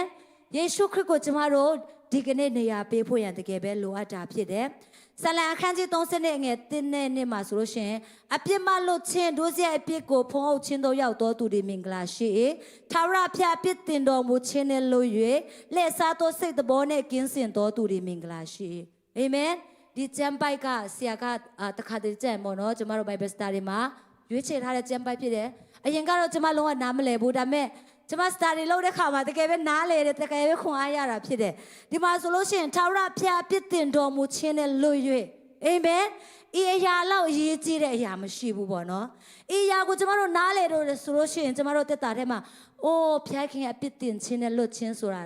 ဒီအရာပဲပါလားအပြစ်လွတ်ခြင်းဆိုတာဒါပါလားဆိုပြီးတော့ကျမတို့ဘုရားခင်မေတ္တာကိုကျမတို့တကယ်ပဲခံစားရမှာဖြစ်တယ်အာမင်ဒုစရိုက်အပြစ်ကိုဖုံးအုပ်ခြင်းတို့ရောက်တော်သူတွေယေရှုခရစ်ရဲ့အသွေးတော်အဖြစ်ကျမတို့ကဖုံးအုပ်ခြင်းကိုခံရတာဖြစ်တယ်။အာမင်။ယေရှုခရစ်အဖြစ်ကျမတို့ကပြစ်လွတ်ခြင်းကိုခံရတော်သူတွေဖြစ်တာဖြစ်တယ်။အာမင်။ဒီတည်င်းကောင်းကမိတ်ဆွေအနေနဲ့ပေါ့နော်။ငါကြားဖို့နာဝါဖြစ်ပြီးသားဖြစ်တယ်ဆိုတဲ့သူတွေလည်းရှိကောင်းရှိနိုင်တယ်။ဒါပေမဲ့မိတ်ဆွေရဲ့တက်တာထဲမှာဒီဖျက်ခင်နှုတ်ကပတ်တော်တကယ်ပဲနေရာယူဖို့ရလိုအပ်တာဖြစ်တယ်။နောက်ဆုံးအနေနဲ့ကျမကပြောချင်လဲဆိုလို့ရှိရင်ကောင်းသောရှမာရိတက်တာနဲ့ကျမဆုံးသက်ချင်တယ်။ကောင်းသောရှမာရိရဲ့တက်တာထဲမှာဘာရီကိုကျမတို့စင်ချင်နှလုံးသွင်းဖွင့်ရကျမလို့ရှိလဲဆိုလို့ရှိရင်ကောင်းသောရှမာရိဆိုတာကဘယ်သူကိုပုံဆောင်လဲဆိုလို့ရှိရင်ခရစ်တော်ကိုပုံဆောင်တာဖြစ်တယ်ဒီထဲမှာဆိုလို့ရှိရင်ရှင်လုကာအခန်းကြီး30ငယ်30ကနေ39မှာတွေ့ရတာဖြစ်တယ်ဒီထဲမှာဆိုလို့ရှိရင်လူတစ်ယောက်ကဂျေရုဆလင်မြို့မှာဂျေရီခေါမြို့သို့ခရီးသွားတယ်တဲ့သူကခရီးသွားတယ်ဘယ်ကနေဘယ်ကိုခရီးသွားလဲဆိုလို့ရှိရင်ဂျေရုဆလင်မြို့ကနေဂျေရီခေါဂျေရုဆလင်မြို့ဆိုတာကဘာကိုပုံဆောင်လဲဆိုလို့ရှိရင်ကောင်းကင်နိုင်ငံတော်ကိုပုံဆောင်တယ်တဲ့ဖျားခင်ကိုပုံဆောင်တာဖြစ်တယ်ဂျေရီခေါမြို့ဆိုတာကငရဲပြည်ကိုပုံဆောင်တာဖြစ်တယ်တနည်းအားဖြင့်ဒီလောကကိုပုံဆောင်တာဖြစ်တယ်အဲ့ဒီလူကပေါ့နော် ခရီးသွားတယ်ဆိုတာကအပြစ်ကိုပြုလုပ်တယ်အဲ့ဒီလူကဂျေရုဆလင်မြို့ကနေဂျေရီခိုမြို့သို့ခရီးသွားတယ်ခရီးသွားတဲ့အခါမှာသူကဘယ်သူနဲ့တွေ့လဲဆိုလို့ရှိရင်ဓမြနဲ့တွေ့တာဖြစ်တယ်ဓမြဆိုတာကကျမတို့ဓမြနဲ့တွေ့တယ်ဆိုလို့ရှိရင်ကျမတို့ချစ်ခင်နေမှာမဟုတ်ဘူးဓမြဆိုတာကဘယ်သူလဲဆိုလို့ရှိရင်ကျမတို့အတင်းတော်လူမျိုးကျမတို့အတင်းတော်ဝင်တဲ့အခါမှာပေါ့နော်ကျမတို့အတင်းတော်ကိုလာတဲ့အခါမှာအာရှာတွေကကြိုဆိုတယ်မင်္ဂလာပါဒါမှမဟုတ်ဖက်ရှင်ကောင်းကြည့်ပေးပါစေဆိုပြီးတော့ကြိုဆိုတယ်ပေါ့နော်ဒါပေမဲ့ဒီဓမြတွေရဲ့ကြိုဆိုပုံကတော့မတူဘူးပေါ့နော်အဲ့ဒီလူကိုတွေ့တဲ့အခါမှာသူတို့ကဘယ်လိုလုပ်လဲအဲ့ဒီလူကိုဖမ်းပြီးတော့သူရဲ့ဝတ်စားတွေကိုချွတ်ပြီးတော့သူရဲ့ဝတ်တွေကိုချွတ်ပြီးတော့သူကိုရိုက်နေတယ်သူကိုနာကျင်အောင်လုပ်တယ်နာကျင်အောင်လုပ်ပြီးတော့တေလို့မျောပါဖြစ်တဲ့အထိအဲ့ဒီလူကိုသူတို့ကနှိပ်စက်တာဖြစ်တယ်ဒီຢာကဘာကိုပုံဆောင်လဲဆိုလို့ရှိရင်အဲ့ဒီဓမြတွေဆိုတာကစာတန်ကိုပုံဆောင်တာဖြစ်တယ်ကျမတို့တက်တာထဲမှာဖျားခင်ကတော့ကျမတို့ကိုအလိုရှိတယ်ပုံသွင်းခြင်းနဲ့ဒါပေမဲ့စာတန်ကတော့ကျမတို့ကိုပျက်စီးဖို့ရအမြဲတမ်းတွေးဆောင်တဲ့သူဖြစ်တာဖြစ်တယ်ဒီဓမြတွေကပေါ့နော်ဒီဓမြတွေကစာတန်ကိုပုံဆောင်တယ်အပြစ်လုပ်ပါအပြစ်လုပ်ပါဆိုပြီးတော့ကျမတို့ကိုအမြဲတမ်းတိုက်တွန်းတာဖြစ်တယ်ဒီဓမြတွေကသူ့ရဲ့အဝတ်ကိုချွတ်တယ်တဲ့အဝတ်ဆိုတာကပေါ့နော်ကျမတို့ရဲ့ကယ်တင်ခြင်းဝတ်လုံးကျမတို့ရဲ့အဝတ်ကိုကျမသူကချွတ်တယ်ကျမတို့ယေရှုခရစ်ကကျမတို့ကိုသူ့ရဲ့ပုံသဏ္ဍာန်တော်နဲ့အညီဖန်ဆင်းထားတာဖြစ်လျက်နဲ့ဒီခရစ်တော်ရဲ့ပုံသဏ္ဍာန်ကိုကျမတို့ကမဝစ်စင်တော့တဲ့အခါမှာစာတန်ကသူကြိုက်တယ်လို့ကျမတို့ကိုလှုပ်လို့ရတာဖြစ်တယ်ဒီအထဲမှာလဲပေါ့နော်ဒီခရီးသွားတဲ့လူသားကသူကဓမြတွေကသူ့ရဲ့ဝတ်ကိုချွတ်လိုက်တဲ့အခါမှာသူ့ကိုကြိုက်တယ်လို့လှုပ်လို့ရတာဖြစ်တယ်ကျမတို့တက်တာထဲမှာလဲဒီအဝတ်ကဲ့သို့ယေရှုခရစ်တော်ကိုပေါ့နော်ကျမတို့ကယူတင်မွေးဆောင်မှုဆိုလို့ရှိရင်ကျမတို့ရဲ့ယံသူကနေရာယူနိုင်တာဖြစ်တယ်ဒီလူကိုလဲပေါ့နော်ဒီဓမြတွေကတကယ်ပဲနှိပ်စက်တယ်ပြီးတဲ့အခါမှာသူ့ကိုဒီတိုင်းပဲထားခဲ့တယ်တဲ့သူရဲ့ရှိသမျှအရာတွေကိုယူသွားပြီးတော့ဒီတိုင်းပဲထားခဲ့တယ်အဲ့ဒီအခါမှာဘသူတဲ့ပထမအဆုံးဘသူနဲ့တွေ့လဲဆိုလို့ရှိရင်ယေဘရဟိနဲ့တွေ့တာဖြစ်တယ်ယေဘရဟိဆိုတာကဘာကိုပုံဆောင်လဲဆိုလို့ရှိရင်ဘာသာတရားကိုင်းဆိုင်တဲ့သူကိုပုံဆောင်တာဖြစ်တယ်ကျမတို့တစ်ခါတလေကျရင်ပြောတဲ့အခါမှာယေဘရဟိဆိုတဲ့အခါမှာကျမတို့ဆရာတွေကိုမျက်လုံးထဲမှာမြင်အောင်တက်တယ်ပေါ့နော်အဲ့ဒီຢာကိုမြင်အောင်ဖို့ရမဟုတ်ဘူးပေါ့နော်တကယ်ပဲဒီຢာကိုနားလေတဲ့အခါမှာပေါ့နော်ဘာသာတရားကိုင်းဆိုင်တဲ့သူတွေတချို့သောသူတွေဘာသာတရားအရန်ကိုင်းဆိုင်တယ်ဒါပေမဲ့ယေရှုခရစ်တော်ညွှန်ကြားတဲ့အတိုင်းဖျားခင်လူတော်အတိုင်းလူတွေကိုမချစ်နိုင်ဘူးသူ့အတွက်ပဲသူတည်ဆောက်တယ်ဘောနော်အဲ့ဒီຢာကိုပုံဆောင်စေချင်တာဖြစ်တယ်ဒီယေဘရဟိကဘာသာတရားကိုကိုင်းဆိုင်တဲ့အခါမှာခရစ်တော်နဲ့မတွားတဲ့အခါမှာပေါ့နော်သူတက်တာထဲမှာအဲ့ဒီလူရာကိုမြင်တဲ့အခါမှာလွဲရှောင်သွားတယ်တဲ့ကျမတို့ဘယ်လောက်ပဲတက်တာထဲမှာဘာသာတရားကိုင်းဆိုင်နေပြီလေစေခရစ်တော်နဲ့မတွားဘူးဆိုလို့ရှိရင်ကျမတို့ကလူတွေအတွက်ကောင်းချီးဖြစ်မှာမဟုတ်ဘူးအာမင်ဒီယာဖြစ်ကျမတို့ဆင်ခြင်ရအောင်ပေါလုရဲ့တက်တာထဲမှာလဲပေါ့နော်ပေါလုရဲ့တက်တာထဲမှာလဲအရင်တော့ခရစ်တော်ကိုမရခင်ကလည်းသူရဲမဲ့ဘာသာတရားကိုင်းဆိုင်တယ်ဘာသာတရားအတွက်ပဲသူအလုပ်လုပ်တယ်သူလုပ်တာကသူ့အတွက်လို့မဟုတ်ဘူးဘာသာတရားအတွက်ပဲသူကအလုပ်လုပ်တယ်ဒါပေမဲ့လူတွေအတွက်ကောင်းခြင်းမဖြစ်ဘူးအဲ့ဒီຢာကို तू ပြောင်းလဲပြီးတဲ့အခါမှာ तू တီးတဲ့အခါမှာ तू ကဘယ်လိုပြောလဲဆိုလို့ရှိရင်ပေါ့နော်အိုးဖျားကိုတီးတာဖျားတရားကိုတီးတာ तू စူးစမ်းသမျှအရာတွေကပေါ့နော်အချီးနေတက်တက်ပဲဆိုတာ तू နောက်ဆုံးမှာတီးတဲ့အခါမှာအယမ်းပဲနောင်တရတယ်အဲ့ဒီဘာသာတရားကိုကိုင်းဆိုင်တဲ့ယေဘရဟိကလည်းသူ့ကိုလွဲရှောင်သွားတယ်လူတဲ့အနေနဲ့ဘယ်သူနဲ့တွေ့လဲဆိုလို့ရှိရင်လေဝိလူဆိုတဲ့အခါမှာပြည့်ငှက်တရားကိုပုံဆောင်တာဖြစ်တယ်အဲ့ဒီပြည့်ငှက်တရားကိုပုံဆောင်တဲ့သူကလည်းဒါလုပ်ရင်ဒါနင်လုပ်ရင်ကောင်းမယ်နင်လူရင်ကောင်းကြည့်ရမယ်နင်လုပ်ရင်အဲ့ဒီအတိုင်းပဲနင်ခံရမယ်ဆိုတဲ့တရားဖြစ်တဲ့အခါမှာအဲ့ဒီလူကိုကယ်တင်ဖို့ရန်မလုံလောက်ဘူးမလုံလောက်တဲ့အခါမှာသူကဘယ်လိုလောက်သွားလဲဆိုလို့ရှိရင်အဲ့ဒီလေဝိလူကလည်းအဲ့လူနာကိုမြင်တဲ့အခါမှာလွဲရှောင်သွားတယ်တဲ့နောက်ဆုံးဘသူနဲ့တွေ့လဲဆိုလို့ရှိရင်ရှမာရိလူနဲ့တွေ့တာဖြစ်တယ်အဲ့ဒီလူနာကရှမာရိလူနဲ့တွေ့တဲ့အခါမှာရှမာရိလူကပေါ့နော်အဲ့ဒီလူနာကိုတွေ့တဲ့အခါမှာတဲ့ကျမ်းစာထဲမှာကျမတို့တွေ့ရတာဖြစ်တယ်ရှင်လောကအခန်းကြီး30ကနေ30ခုမှာတိချာကျမတို့ဖတ်တဲ့အခါမှာတကယ်ပဲခွန်အားရစရာကျမတို့တွေ့ရတယ်ဒီထဲမှာဆိုလို့ရှိရင်လူနာကိုတွေ့တဲ့အခါမှာတဲ့အဲ့ဒီရှမာရိလူမျိုးက ဂယုနာစိတ်ရှိတယ်တဲ့ဂယုနာစိတ်ရှိအောင်ဒီမကပဲနဲ့အဲ့ဒီလူနာရှိတဲ့နေရာမှာသူကချင်းကပ်တယ်ချင်းကပ်ပြီးတော့အဲ့ဒီလူနာရဲ့အနာတွေကိုသူကစီနဲ့စပစ်ရထည့်ပေးပြီးတော့သူ့ရဲ့အနာကိုတီတီချာချာကုသပေးတယ်ဆိုတဲ့အရာကိုတွေ့ရတယ်ကုသပေးအောင်မကပဲနဲ့သူ့ကိုပြန်ပြီးတော့အဝတ်နဲ့စီးပေးလဲပေါ့နော်သူ့ကိုကောင်းမွန်တဲ့သေးခိုးရာတို့ပို့ဆောင်နေဆိုတဲ့အရာကိုတွေ့ရတာဖြစ်တယ်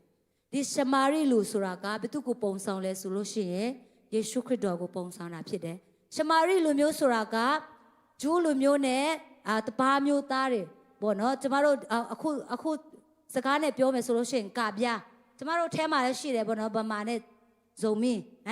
အဲ့လိုမျိုးကပြားလူမျိုးပေါ့နော်ဒီရှမာရိလူမျိုးကလည်းသူကကပြားဖြစ်တာဖြစ်တယ်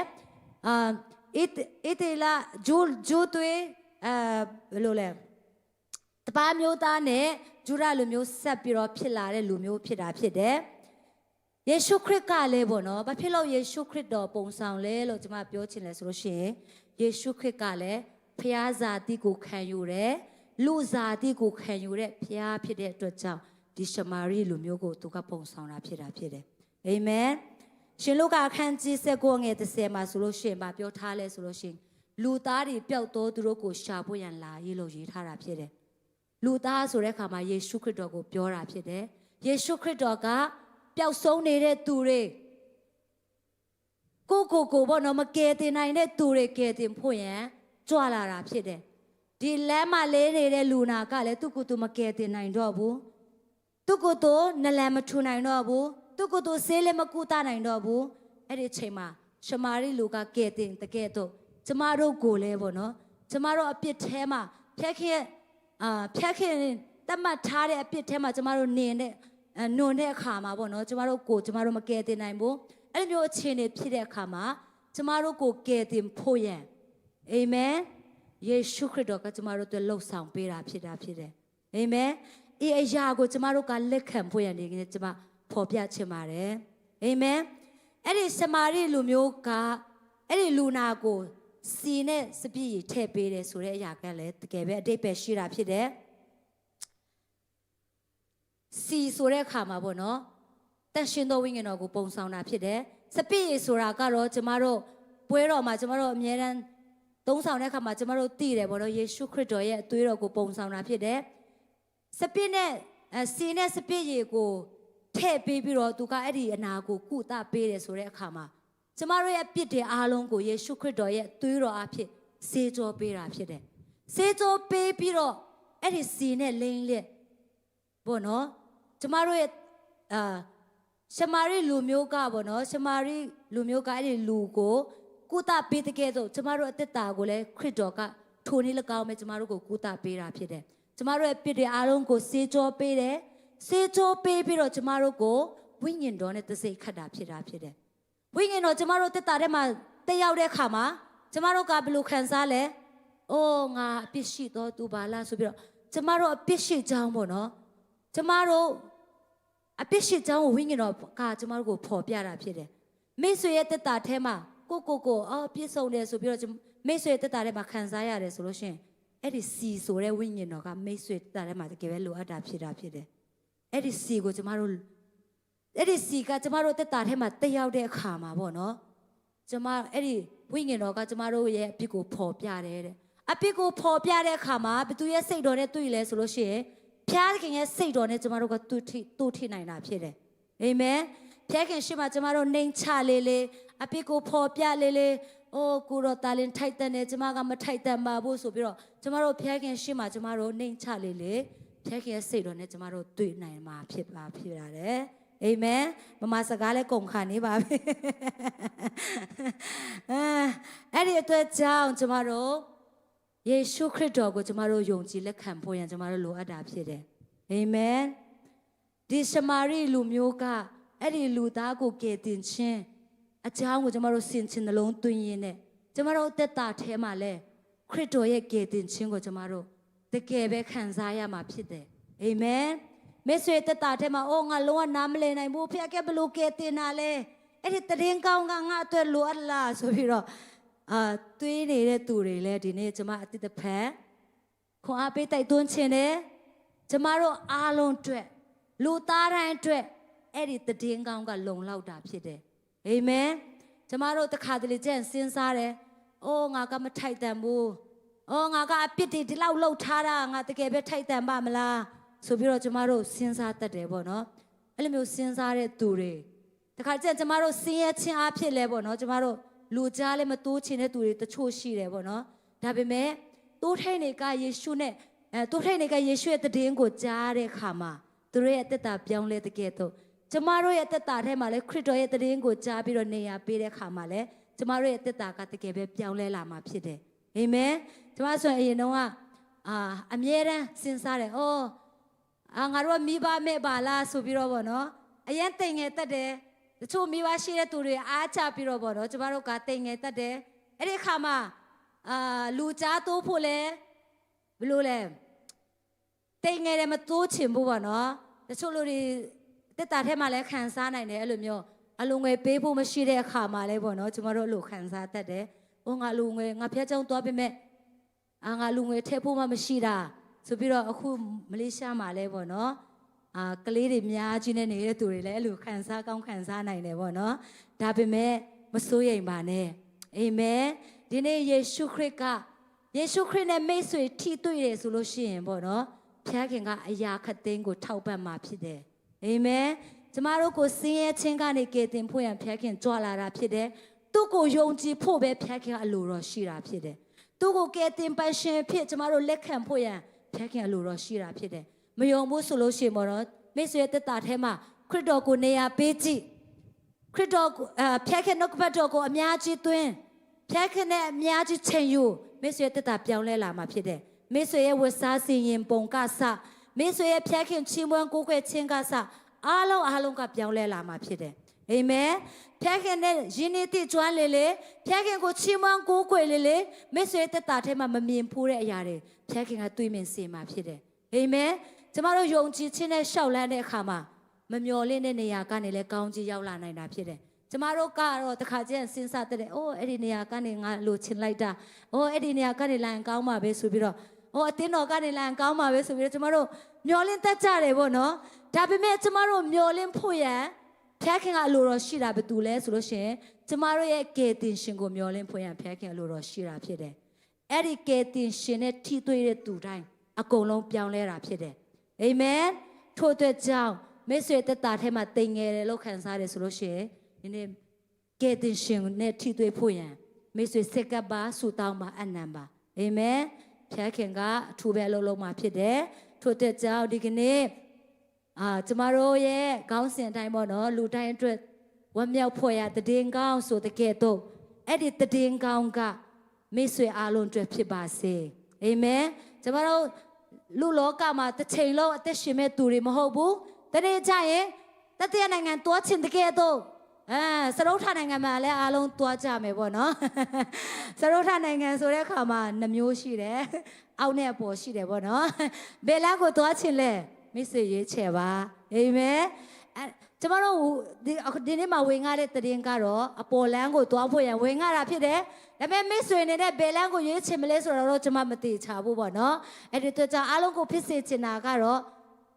အပေါ်လမ်းကိုသွားစေချင်ပါတယ်အာမင်အရောက်စီတိုင်းဒီနှုတ်ကပတ်တော်ဖြည့်ဖြဲခဲ့စကားပြောပါစေကျမတို့တင်အောင်ဆရာကိုကျမတို့အချိန်ပြန်လဲပြီးတော့ပေးချင်ပါတယ်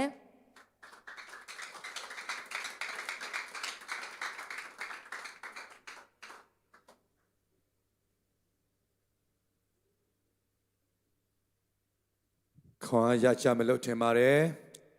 ခွန်အားရကြလားကျွန်တော်တို့ဆင်မချင်းကိုလက်ခုပ်တီးပြီးတော့နောက်တစ်ခေါက်ကြိုဆိုဂုဏ်ပြုကြရအောင်အာမင်နောက်တစ်ခေါက်ကြိုဆိုရင်တော့မနေ့ရောက်တော့မှာနော်ဂုဏ်ပြုချင်းကိုပြောတာပါဟုတ်ပြီကျွန်တော်တို့အတူတကွမှတ်ထားပြီးတော့ကျွန်တော်တို့နောက်ဆုံးသချင်းတစ်ပုဒ်ခရစ်မတ်ချင်းတပုတ်ဆူပြီးတော့ကျွန်တော်တို့တကွဆူတောင်းပြီးတော့ဒီညအချိန်ကိုရနာမှာဖြစ်တယ်ဟုတ်ပြီ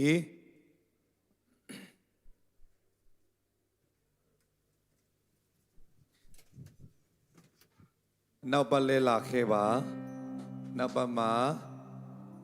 ဆီယမကင်ဘိုကတရားဟောရမှာဖြစ်တယ်နော်နောက်ပတ်ကျရင်ပြီးတော့ကျွန်တော်တို့worship team ဒီနဲ့ပြင်ဆင်နိုင်တယ်ဆိုရင်နှစ်တိချီမွန်ပွဲဆိုပြီးတော့နာမည်လေးတွေတက်ပြီးတော့ကျွန်တော်တို့ညီကိုငမောင်နှမတွေတချင်းဆိုတက်တဲ့လူခေါ်ပြီးတော့နော်နှစ်တိအတွက်ကျွန်တော်တို့ချီမွန်ချင်းကိုကျွန်တော်တို့လုပ်ရမှာဖြစ်တယ်နောက်ပတ်မှာလဲလာခဲ့ပါဆိုပြီးတော့ကျွန်တော်ကြိုဆိုချင်ပါတယ်ဟုတ်ပြီနောက်ဆုံးတချင်းနေနေပါဆိုမလဲ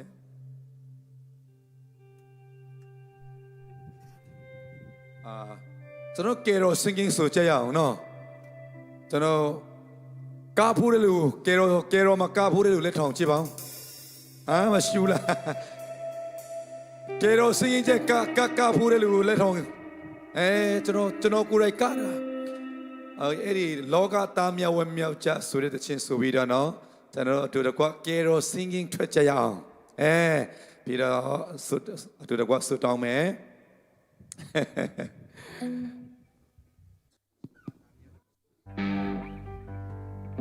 ဟုတ်ပြီနောက်တစ်ခါချီးမွမ်းမယ် Let's celebrate Jesus Hallelujah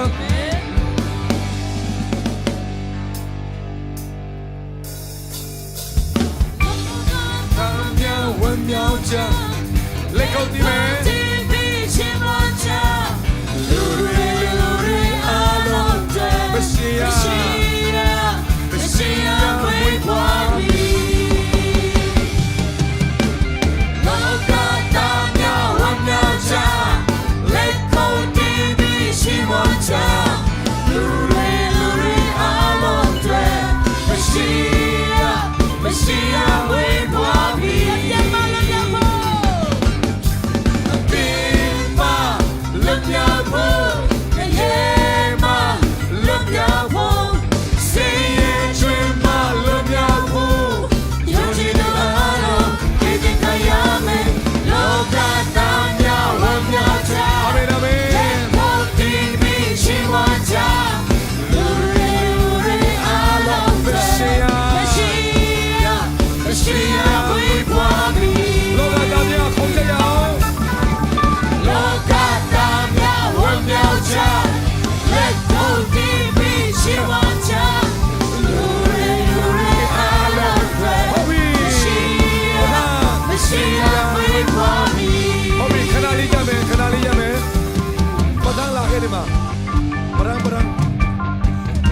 ပရန်ရှိကိုကြွားတာပရန်လားမင်္ဂလိဒီရှိမဘယ်လိုလာမလဲကျွန်တော်မိန်းမအမျိုးသမီးလာခဲ့ဒီမှာ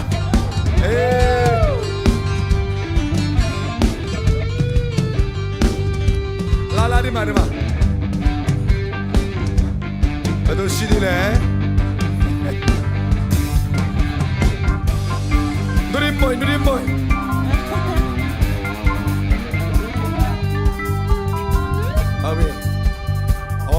ဟိုမှာလည်းရှိတယ်စောက်လဲလာခဲ့ဒီမှာကာခိုင်းမယ်ဟဲ့လားဟုတ်ပြီမြင်မလားဟုတ်ပြီခေါင်းမနော်စောက်ဒီမှာဟုတ်ပြီ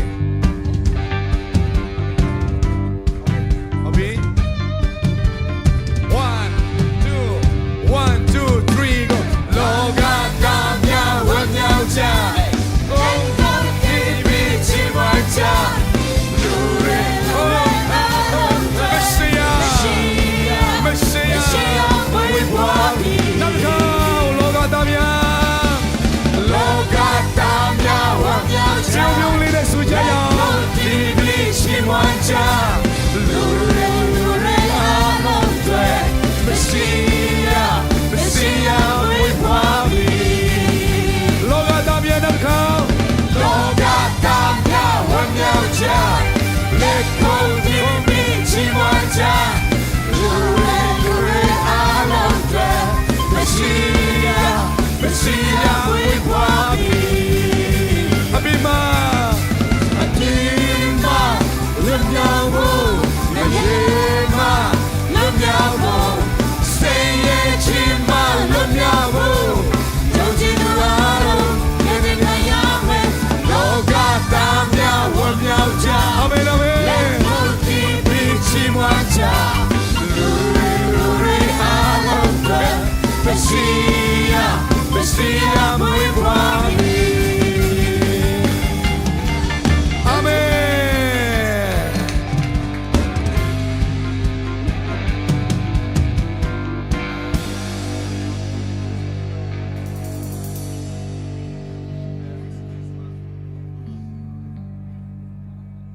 Merry Christmas to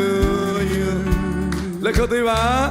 Merry Christmas to you Merry Christmas to you all Merry Christmas ကိုပြညာလို့ကိုပြုံးလေးနဲ့ Merry Christmas Merry Christmas to you ကောင်းချီးပြပါကိုပြညာလို့ကိုကောင်းချီးပြပါအပြုံးလေးကိုပြပါ Merry Christmas to you all Merry Christmas to you နောက်တစ်ခါ Merry Christmas to you Merry Christmas to you Merry Christmas to you Merry Christmas Merry Christmas to you Merry Christmas